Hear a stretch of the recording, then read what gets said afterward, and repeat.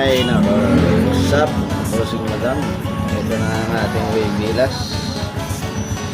At sa kasamaan palad mga bossing madam, mga ating shock sa unahan ay hindi na natin ma-magic lower kasi na lost rate siya at yun ay pangkaraniwan naman na naka-lost rate.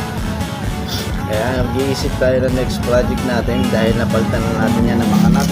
Ayan yung nut na ginalit natin. Pati yung mga tunog na direct na rin. Ito plano ko rin palitan yan.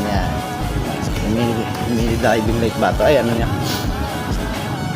Park light ba yan? Napalitan natin yan. Ito na lost rate ko isang ito. Bilog. Kaya ginawa natin, nilinis na lang natin yan. Ayan, serta natin ng mga ganyan.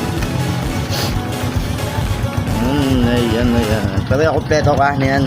Yung kakover dito, eh tatanggalin ko pa yung tornilyo. Tumatanggal eh. Easy. Ayan, ganyan na lang muna siya ngayon. Hanggang sa susunod, mag-isip tayo ng susunod natin project.